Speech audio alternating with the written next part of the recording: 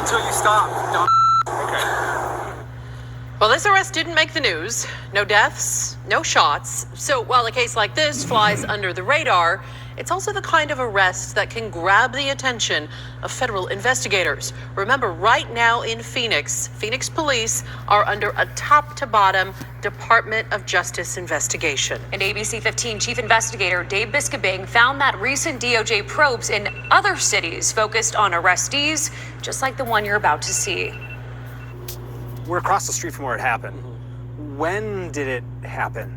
So it happened August 2nd of 2022. This is Kenny Ronald McDonald, and we're across the street from PLEA, the Phoenix Law Enforcement Association, the police union. It's not the wisest place to do what Kenny did. While an officer was parked in the PLEA parking lot, he rode by and insulted the officer. Now, the audio doesn't begin until this point.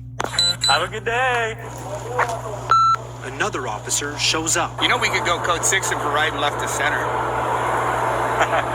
We could. They claim Kenny continued to insult them from the sidewalk. After 10 minutes, the second officer pulls out of the parking lot. You can see Kenny ride up, knock on the window. Can you help me out with something? What do you need? There's a bunch of people that need help over. You guys help people, right? What do you need? Do you help people? I'm asking. Kenny is referring to the so-called zone, just a few blocks south. The two then go back and forth for the next 25 seconds. Yeah, getting in my way. It's called obstructing police operation. Oh, yeah? I'm going to a call right now. So, if you don't need anything... I wasn't in your way until you stopped, dumb. Okay.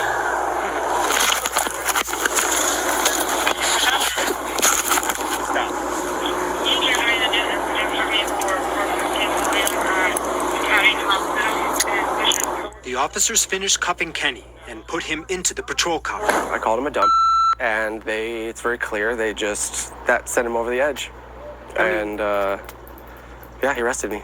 Now, a lot more happens after this, and we'll get to that soon. But first, we need to talk about Phoenix and its DOJ investigation.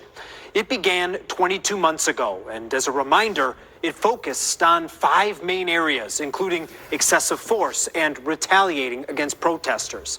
Now, since it began, the DOJ's finalized investigations against 2 other departments, Louisville Metro PD in March and Minneapolis just last week. And the findings in those 2 cities stand out. Quote, LMPD violates the rights of people engaged in protected speech, critical of policing. And criticism of officers, even with profanity, is protected speech. Nevertheless, MPD officers routinely respond to protected speech with arrests and with force. Our reporting has exposed major scandals, maybe none bigger than Phoenix inventing a fake gang to charge this group as members. But the DOJ reports in the other cities not only focus on the high-profile cases, but on lesser-known arrests too. One example, an officer put a team in a neck restraint after he yelled, "F the police." So that takes us back to Kenny's arrest. After he's placed into the police SUV, several more officers show up and they bring a digital fingerprint scanner. Turn away from me. What? Turn away from me. Why? I'm going to take your fingerprint. I'm not going to give you my fingerprints, homie. It's not up to you. I know, but I'm just not going to. Well, it's not up to you. Okay, I know.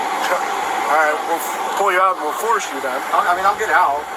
Okay, we're going to force you. Force me all you want. I was trying to be nice. Let's stop there. Here are Phoenix PD's policies. In the booking section, under suspect refusing fingerprints, it says physical force will not be used to obtain fingerprints. The officers start pulling on his fingers. He keeps his hands clenched, so officers take him to the ground and pile on, some kneeling on his back, some trying to pry his fingers open. This one pushing his head, face, and jaw into the ground on a 104-degree day. In their use of force review of the incident, Phoenix supervisors justified the force, claimed the reason for using force was for assaulting officers, and they didn't address whether or not it was appropriate to use force to get fingerprints. Stop fighting us. Officers had Kenny on the ground for more than 3 minutes. After, they took pictures of his face. Now, here are more findings from the DOJ on Minneapolis. Quote, MPD uses unnecessary force, including for failure to comply with orders immediately. MPD's inadequate force review system contributes to its use of excessive force. The lack of proper force review is dangerous. Kenny was initially booked on charges of obstructing government operations, criminal trespass, and aggravated assault. What did they say was your assault of them? There's a couple parts where I think where they're saying that I did it. And you just see my finger moving over and touching his hand. That's what you guys do. That's what you guys do. Are you a new one? What? I'm brand new. He's brand new. He's like a week on. We're trying to straighten him out, though. I'm investigator Dave Biscobing, ABC 15, Arizona. So, in response to the report, Phoenix police released the following statement. This incident was recently brought to the attention of those at the highest level of our department. As a result, an investigation has been initiated. A spokesperson confirmed that investigation started yesterday. And when we reached out for comment, you're also probably asking what happened with this case. Well, the charges were finally dropped after 10 months on the morning of the trial. That's a whole other story, so you don't want to miss Dave's next report coming up on Monday.